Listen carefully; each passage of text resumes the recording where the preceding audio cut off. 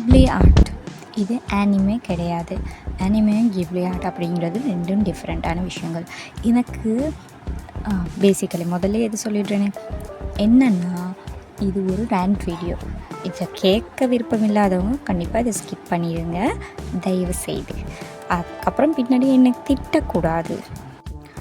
Coma பேசும்போது இங்கிலீஷ்லலாம் பேசிகிட்டு இருக்க முடியாது. ஸோ அதனால் என்னோடய மதர் லாங்குவேஜ்லேயே இறங்கி பேசலான்னு முடிவு பண்ணிட்டேன். கிப்லி ஆர்ட் இதை தான் எல்லோரும் போட்டு அடின்னு அடிச்சுட்டு இருக்காங்க. அனிமே, நருட்டோ இவனுங்களெல்லாம் யாருன்னே தெரியாதவனுங்க கூட கிப்லி ஆர்ட் போட்டுட்டு சோஷியல் மீடியாவில் வீடியோ பண்ணிவிட்டு அப்படி இப்படியே பண்ணி தந்ததா அப்படி இப்படின்னு கொப்பித்து இதில் பார்க்கும்போதே ரத்தம் கொதிக்குது. அது மட்டும் இல்லை, இவங்க பேசிக்காக சொல்கிற ஒரு விஷயம் என்னென்னா, கிப்லி ஆர்ட்ஸ் அதாவது ஏஐ மேக் பண்ணுற இந்த ஆர்ட்ஸ் எல்லாம் ஆர்டிஸ்ட்டை ரீப்ளேஸ் பண்ணிவிடும். இன்னொரு 5 வருஷம்தான். அப்படியா இப்படியா பயமாக இருக்குது, ஆர்டிஸ்டெல்லாம் அப்படியே கொந்தளிக்கிறாங்க அப்படி இப்படின்னு.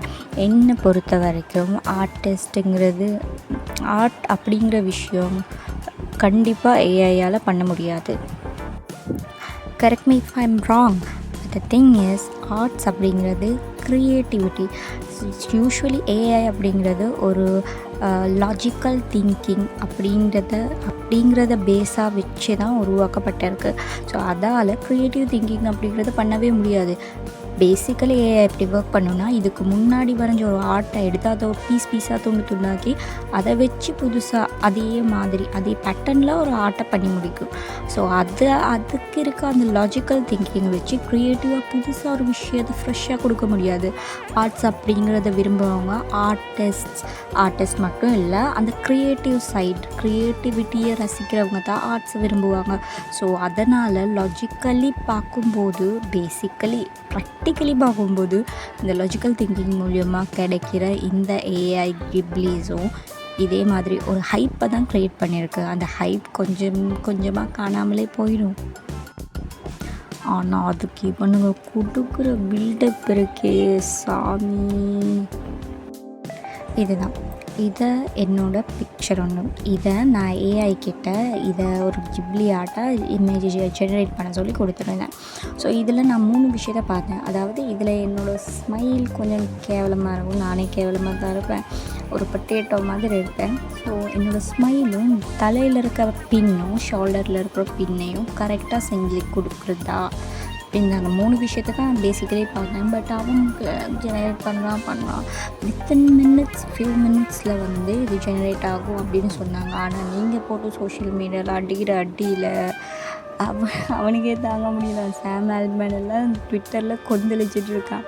இன்னும் சரி, இந்த ஆட்டோக்கார அக்கா இது நமக்கு தெரியாத ஒரு தெரிஞ்ச அக்கா தான். ரொம்ப இன்ஸ்பயர் ஆகி இந்த பிக்சர் எடுத்தேன். இதை வந்து ஏஐ ஆர்ட்டை ஜெனரேட் பண்ணி ஒரு கிப்லி ஆர்ட்டாக தரணும்னு சொன்னேன்.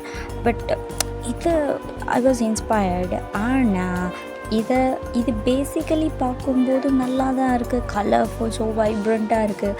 ஆனால் இதையே கொஞ்சம் ஜூம் பண்ணி பார்த்தீங்கன்னு சொன்னால் இதில் இருக்க மைன்யூட்டான டீட்டெயில்ஸ் எல்லாம் தெரியும். அதாவது இதில் இருக்க மைனஸ் பாயிண்ட்ஸ் எல்லாம் தெரியும். ஆஸ் அன் ஆர்டிஸ்டாக அந்த ஆர்டிஸ்டிக் கையோட, அதாவது ஆர்ட் பிடிச்சவங்க நம்ம மைண்ட் செட் வந்து 2 வகையாக வேலை செய்யும். ஒன்று லாஜிக்கல் திங்கிங், இன்னொன்று க்ரியேட்டிவ் திங்கிங். ஆர்ட்ஸை விரும்புகிறவங்க எல்லாருமே க்ரியேட்டிவ் திங்கர்ஸ். லாஜிக்கல் திங்கிங் பண்ணுறவங்க மேத்ஸ், சயின்ஸ் இந்த பக்கம் போகிறவங்க. ஸோ ஆர்ட்ஸை விரும்புகிறவங்க கண்டிப்பாக இதை ஒரு ஆர்டிஸ்டிக் கையோடு தான் பார்ப்பாங்க. அவங்களுக்கு இந்த மைன்யூட்டான குட்டி டீட்டெயில்ஸ் எல்லாம் தெரியும்.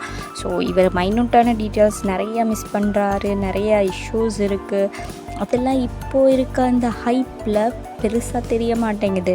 ஆனால் இது ப்ரொஃபஷ்னல் லெவல், அது ஒரு ஆர்டிஸ்ட்டை ரீப்ளேஸ் பண்ணணும்னு அப்படின்னு வரும்போது கண்டிப்பாக இந்த மைன்யூட்டான டீட்டெயில்ஸ் எல்லாம் பெரிய பிரச்சனையாக தான் போகும். ஸோ ஒரு ஆர்டிஸ்ட்டை இந்த சாட்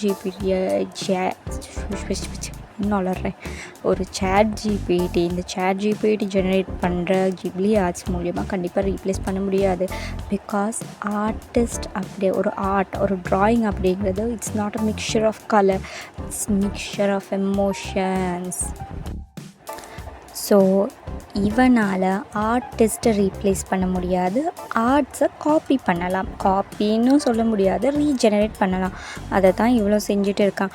அனிமே, இந்த ஜிப்லி ஆர்ட்ஸ் இதெல்லாமே நாம் பிறக்கிறதுக்கு முன்னாடியிலேருந்தே இருந்துக்கிட்டே இருக்கிறது. இப்போ ஏதோ ஹைப்பாகி இவனுங்க சோஷியல் மீடியாவில் அடித்து தள்ளுறதாலேயே இது ஃபேமஸாக இப்போ தெரிஞ்சவன் தெரியாதவன்னு எல்லாருமே ஜிப்லி ஆர்ட்ஸ் பண்ண ஆரம்பிச்சிட்டானுங்க. சிம்பிளாக அது ஒரு நல்ல விஷயந்தான். சிம்பிளாக எல்லாருக்குமே இப்போ இதை ரொம்ப ஸ்பெண்ட் பண்ண வேண்டிய ஒரு விஷயம். ஸோ அதை ஒரு சிம்பிளாக ஃபிங்கர் டிப்பில் பண்ணுறதுங்கிறது ஈஸியான விஷயந்தான், நல்ல விஷயந்தான். பட் அந்த பர்ஃபெக்ஷன், அந்த ஆர்டிஸ்டிக் டச் கண்டிப்பாக இதில் கிடைக்காது. இப்போ நம்ம ஆட்டோக்கார அக்காவோட பிக்சர் தான் ஃபஸ்ட் டைம் அவங்க ஜென்ரேட் பண்ணி தந்தது ChatGPT. So I was impressed.